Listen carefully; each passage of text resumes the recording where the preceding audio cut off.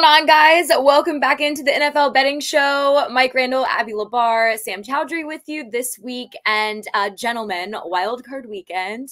I'm going to use a cliche. It was literally nothing shy of wild between like the postponements and the weather and the upsets. I don't think we could have asked for a more entertaining week. I don't know necessarily how well it fared for our pockets. Chris Meany not here. Poor guy just couldn't stand to talk about the Eagles' loss. So no, I'm kidding. He's not feeling well this week, but regardless, like crazy weekend sets the table for an exciting weekend ahead when it comes to this divisional round. But I mean, the biggest thing I think is like looking initially at some of these spreads. So they're pretty big, right? And that's expected for several of these, considering the upsets that we saw. But again, we saw upsets last week. Are these teams going to be able to do it again? And then how much does it factor in like the teams that did have the first round bye? You know what they say, like, is rest good? Or are the guys that are riding with the momentum going to continue to ride with the momentum? So lots of things to think about. Initial thoughts. We'll start with you, Mike. Yeah, this is a very interesting week because you have the teams coming off a bye, which I know Sam is going to talk about as well. The number one seeds coming off a bye. How are they going to start? Sam's got a great pick here for one of them. Are they going to start slow or not? The natural reaction, I think, Abby, historically is to say, okay, that was a nice little cute upset that you guys had, or you played well in the first round, but now the major teams are going to move forward. But what I will tell you is this. I do not think it's going to be 1 versus 2, 1 versus 2. That I can tell you right now, and that's the key. Dallas gone, Green Bay upset. Are we going to get 1 versus 2 at all? That's the question. Sam, what are your initial thoughts? Yeah, I'm with Randall on that one. With the teams coming off the bye, I mean, we have a short sample where it's just a one team getting the bye. Obviously, we know in the postseason when it was 2 teams getting a bye, it was a pretty big advantage. But it is really different when you have 4 total teams coming off the bye. You know, you can make the case, is rest good? Should you be playing? Are they going to be rusty? But it's sort of it's too small of a sample size, and we've seen it in both ways. You know, last year we saw both the teams dominate out of the bye, you know, and it was a Super Bowl matchup that everyone expected. But I also don't think that we're going to see a 1 and 2 matchup on both sides of the ball, or both sides on the AFC and the NFC. We've already seen a bunch of upsets just on the opening weekend. But yeah, I think that makes me I don't know. I feel like I'm like lost why these spreads are so massive when we just saw massive underdogs upset the previous week, and then you have 2 teams 9.5. A lot of them opened at 10, so it should be interesting. Yeah, so I was going to say that when you look at our models over at FTN Bets, like initially every single underdog this week, there's an edge to playing them to cover the spread. So, which again, I think you guys are probably going to lean towards that way as well. So let's dive into it. We'll start with the Texans at Baltimore, an absolute beat down by the Texans on the Browns. I mean, the Browns have had such a good defense, the best defense in the NFL all season long. And the fact that the Texans hung 45 points on them, like, was that real fluke? What do we think? Because now they come into this, like, face this Ravens team that, again, also has posed one of the better defenses in the league. So can CJ Stroud do it again? What do we think about this one? Mike, I'll start with you. Yeah, looking at these lines, you can see it right here. The Texans are super hot, and I am not going away from them. I love the Texans in this spot. Per weighted DVOA, their run defense, Abby, has been the best with Aaron Schatz here at FTN over the last recent weeks. That's what weighted DVOA covers, their recent performance. So their run defense is great. You're going against a Baltimore team that prefers to run over 50% of the time. That's number 1 in the NFL across the board. Here's my key. These 2 teams, Abby, played in week 1. Houston played at Baltimore in week 1. What was the spread in that game? It was Baltimore minus 9.5. So the spread is the same from CJ Stroud's first game ever in the NFL to where it is now. Not buying it. I know they don't have Tank Dell. I know they don't have Noah Brown, but I knew Stroud's playing great. No one can cover Nico Collins. Their run defense is going to limit Baltimore. Baltimore coming off the bye, maybe a little shaky. I am taking the 9.5, and I actually put it here at FTN as my money line underdog play of these 4, because if one of them is going to lose, I think that's the one it's going to be. Wow. I was going to save that for the end, but we're going in strong off the bat. I love it. Sam, what are your thoughts on this one? Because to Mike's point, like, the Ravens have lost 5 of 6 playoff games. So what's going to be the difference this season for Lamar Jackson and the Ravens? Like, again, Texans, they're hot right now. Yeah, I'm not really sure what is going to be different. I absolutely love the money line call, but this is one of the ones that I was talking about with the 9.5 spread. I mean, we just saw the Texans. They were 2.5 dogs at home. And I think it's funny, the two bigger upsets, we have the Texans and the Buccaneers. You know, these were two teams that people were sort of overlooking. They won their division, and maybe it was because it was a weaker division. But no, you know, the Texans and the Bucs, you know, both proved the doubters wrong. They were dogs at home, took care of business. And as far as this Texans team goes, I feel like we're looking too much into the previous sample size we have with the Texans. I mean, if you just look at what they've done this season, I mean, they're definitely a top 10 teams all throughout with CJ Stroud healthy. I think D'Amico Ryans is definitely a legit Coach of the Year candidate. But even you look at the DVOA numbers, we have both teams are both top 12 in DVOA. Obviously, Baltimore finishes number 1, and then Houston is 12, and then they ended the season 14th overall in DVOA. But when you remove the sample size with CJ Stroud out, they're a top 12 offense. Well, Randall made a great point about the defense. I mean, this is a legit top unit. It's weird to say. This was a defense that we picked on all season long last year, but I think it's just hard to get past that. This team is just completely different. The players, the coaches, and I don't know how you can look at what CJ Stroud did to Cleveland. I mean, Cleveland is the number 2 defense in DVOA, and obviously Baltimore is number 1 overall. So I definitely think CJ Stroud can hang in there, and I like the money line upset as well. Mike, any final thoughts on this one? Yeah, from Dustin Sweetelson over at VSiN. I went on the show earlier this week. We were talking about this.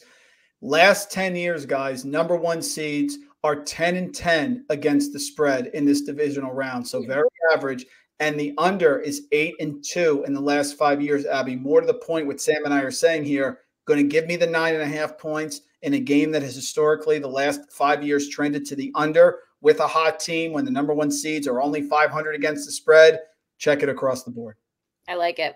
All right, let's go to Detroit. Tampa Bay travels to face the Lions. Guys, that atmosphere in Detroit, I mean, I think we all expected it to be like absolutely electric, but it definitely had an impact. I'm sure Vegas is kind of factoring this into that line currently at 6.5 in favor of the Lions. But man, Baker Mayfield, like this guy, I think it just goes back though. This is the story of Tampa Bay, right? They have like a really good game or a good upset, and then they kind of fall off. So like, are they going to be able to stay consistent and build off of what happened last week? Or do we see them be that typical Tampa Bay team that kind of, well, that was great. And then what happened this week after what we saw last week sort of thing. So Mike, I know you just hit on this. Sam, I'll let you start with this one. Yeah, I think I think it's a little bit more than just the last few weeks on this Tampa team. It's another team that it's just hard to get over the fact of what we thought of them coming into the season. You know, first year without Tom Brady, Baker Mayfield at quarterback. I mean, this was a guy that was in a training camp battle with Kyle Trask. So it's hard to just sort of wrap your mind around that. Yeah, this Tampa Bay team is pretty legit. And you look at what Baker Mayfield's doing just the past 5 weeks. I want to say he's thrown for over 300 yards in 4 of his last 5 games. Since week 15, he's averaging 280 yards and 2 scores entering the postseason. And we saw him torch the Philly secondary. And as great as the Lions have been, their secondary has been a problem all season long. They're pretty comparable to what we saw in Philly. So there's not really any reason to think that the Buccaneers offense won't be able to get it rolling again this week. It looks like Baker Mayfield is definitely a lot healthier. This is the first time he's logged a full practice on Wednesday, I think, in over a month or so. And he definitely didn't look hampered by the injury last week. Remember, he was questionable coming in. So I think the offense can put up points. The only difference is I do feel really confident about Detroit's offense as well. So it's hard. The 6.5 number does feel pretty big, but the Lions have been pretty dominant. So it's hard for me to pick a side here, but I think both offenses are going to have a really big day through the air. Mike, Tampa Bay's 8-1 against the spread on the road this season. Are you riding with the Bucs or you like the Lions more? No, we're riding here. And listen, guys, tell me why Tampa Bay is 3 to 3.5 points worse than the Rams. On the road, it was 3 last week. Rams played great. Defense is much better on Tampa Bay. And that game was a 1-point game with all the fans, Detroit, 30 years, haven't had a playoff game, M&M, the whole thing. Rams almost went in and won that game. Here come the Buccaneers. Mayfield, Evans, Godwin, Cade Otton, 8 receptions, 89 yards last week, and a better defense. Eagles said after that game that Tampa Bay rush defense was brutal. They couldn't get anything going. 2.8 yards per carry with a pretty darn good offensive line in Philadelphia. I like the Bucs plus 6.5 in this game. Again, another underdog, but I'm not sold that Detroit now is going to be relieved. They were pretty fired up for that game. They almost lost to the Rams. You're going to give me an additional 3 points, 3.5 points with the Buccaneers? I'll take it. Are you going to put your money on Eminem being there again? They have to have him back after that win. I mean, come on. Yeah, they have to have him back. But the thing is, on the other side, you got Baker Mayfield with smelling salts before the game, all fired up, feeling dangerous. I mean, this is the team. Sam knows this is not the type of team you want to play here at home in the divisional round. They do not care. I love it. I love it. All right. This is an exciting one, guys. Probably I would say, I don't know. I mean, they're all big games. You can't really choose a game of the week, but obviously Bills, Kansas City, Josh Allen, Patrick Mahomes. Everyone's talking about this one. This is the 7th time these two have faced off against each other, and the 3rd time in the postseason. Now everyone's like, oh my God, Patrick Mahomes on the road, da-da-da-da-da. Like, how much does this factor in? If anything, I know, like, when you look at his props specifically, we actually show a 19% edge to play the under on his total yardage. So that's passing and rushing yards for Patrick Mahomes. Do you think the Bills eliminate him, or what? I mean, this is one that's such a toss-up. 2.5 points. I would say probably more of basically a pick 'em at this point. Sam, you go first because I got a lot to say in this one. Go ahead. Yeah. I mean, I don't know. Are people really saying stuff about Patrick Mahomes on the road? I mean, because when you look at these two teams, why is this within a field goal? I mean, you look at both teams, what they've done the back half of the season. I mean, Bills have been playing lights out. If it wasn't for that slow start to the season, they definitely could have had the best record in the NFL entering this week, coming off a bye. But we saw, I mean, even when they were sitting at a 500 record, their point differential was tops of the league, trailing only Baltimore. We're finally starting to see it click now, and their defense has really stepped up. That's been a big deal too. I mean, their record is a lot better with Joe Brady as a play caller, but the offense, I mean, it hasn't been as potent. They've been playing more conservative, but it's really the defense that stepped up. And we saw this matchup earlier this season. And I keep talking about this Kansas City offense just looks broken. They're just surviving here. I mean, they weren't really tested with Tua, a banged up Tyreek Hill in the weather. An ideal game script, they just hand the ball off to Pacheco 30 times throughout the game. Get up early, maintain a lead, but you can't do that against this Buffalo offense, especially if they get to a start like last week, get up early. I just don't think Kansas City has the firepower to hang. And then I think traveling on the road in the playoffs actually does matter, because I think just anything that's against Kansas City, I just don't think they can afford that. Buffalo is a rowdy stadium. We've seen how this team plays in Buffalo.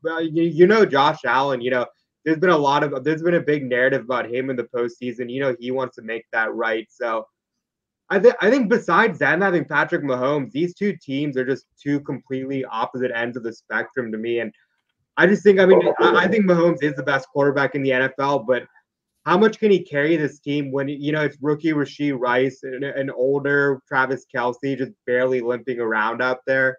So, yeah, I think I'm just going to ride with Buffalo at the 2.5. Within a field goal, I just think it feels like free money almost.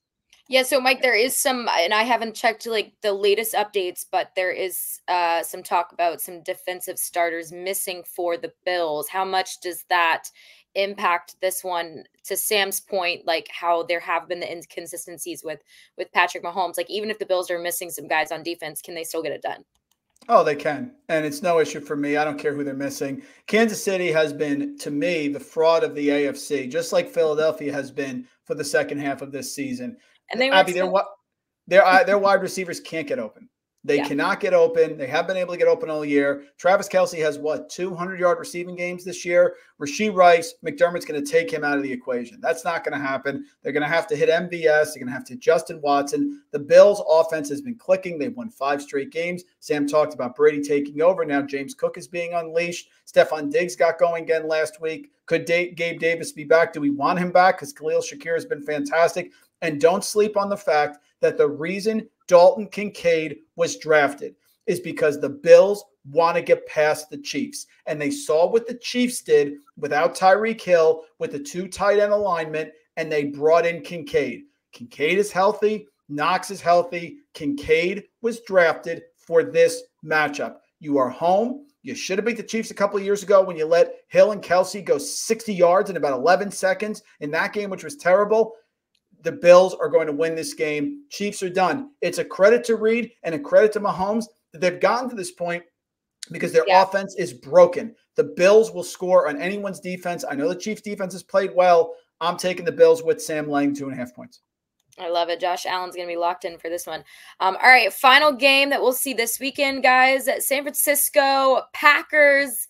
I mean, Green Bay. Like, what did we expect that to happen last week? I mean, I know, right? Like there.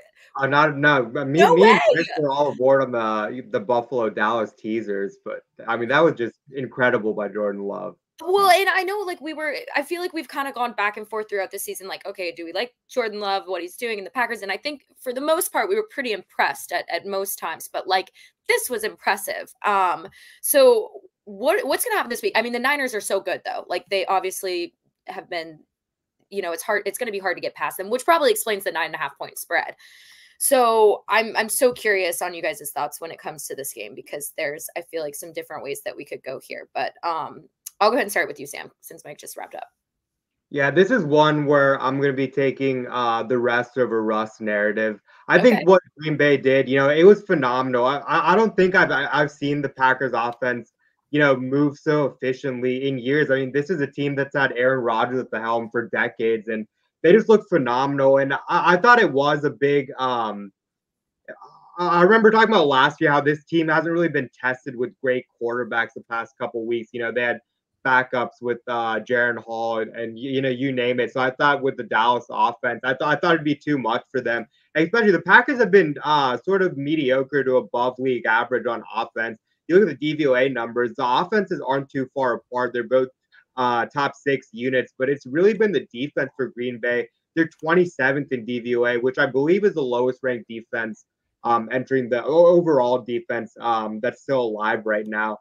But I just think that that's going to be a problem for Green Bay. I think this 49ers offense is going to get it going early, get off to a hot start. And I like the 49ers minus 2.5. This number is available on FanDuel. And this is another weird thing where if you look at the first quarter spreads, it's pretty different depending on the books you look. If you go to Bet365, it's an even 3. If you go to DraftKings, it's 3 and the hook. And then you're getting 2.5 here on FanDuel at even money. So a lot of times with these spreads, I like to do the math. The 49ers are 9.5, obviously, for the game. They're 6.5 at halftime, and then 2.5 in the first quarter. The first quarter total is sitting at 9.5 to 10 points. So if you really think that there's going to be 9 to 10 points scored in the first quarter, I mean, you would expect there to be more than a field goal spread separating the two. So it's just a basic math problem to me. At 2.5, it just means that they're going to take the lead in the first quarter, which I do expect. This team fully rested with Deebo Samuel, with Christian McCaffrey, with Trent Williams in the lineup.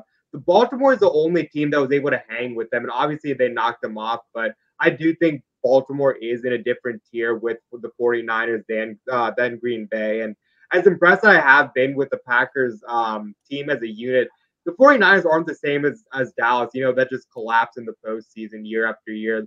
49ers do have experience. You look at the roster top to bottom, I definitely side with the 49ers side of the ball. Kyle Shanahan has had LaFleur's numbers in years past. I think it was a similar 9.5 spread with Green Bay coming out of the bye with Rodgers, and we saw 49ers just completely dominate them in the weather game. So I think just all the signs point towards the 49ers side: coaching staff, roster, team context. So yeah, give me the Niners to get up early in the first quarter. Yeah, I should have posed that question differently, right? Like, okay, did we expect that from Green Bay? But okay, no, but did we expect that from Dallas? Nah, maybe with their postseason history, seriously. So, okay, I'll play devil's advocate again. I'll keep pumping the Packers for a second because, Mike, I'm sure you're going to agree with Sam, but I am curious, like Green Bay's been in a groove when it comes to the pass game. Jordan Love's been on fire. That might be, I think, where you could argue you could expose a weakness in the Niners when it comes to their secondary. But again, that's just one small unit of such a great team. Where are you going with this game? Yeah, that's the issue, is that the defense, to me, Sam touched on it, is the big problem. Abby, you're right. The Packers offense should be able to score here on San Francisco to a certain extent, but the score that keeps jumping in my mind here is 31-17.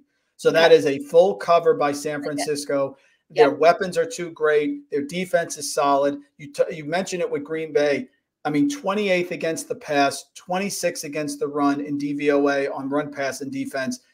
Do I think Jordan Love looked great? Yes. Do they have a lot of weapons? Absolutely. But the San Francisco defense and the talent will eventually take it over. Sam's bet is incredible. I mean, 3-0, you win that bet. I mean, that's crazy. So I like San Francisco to cover here. If the upset's going to happen, I think it's going to be Houston and the Ravens. I don't think it's going to be here. And the other thing, Abby, I'll say is this. People want to bet the Niners. You want to bet the Niners, bet them right now to make the Super Bowl. Because if they win this game, I do not think they're losing to the Lions or Tampa Bay next week at home. I just do not.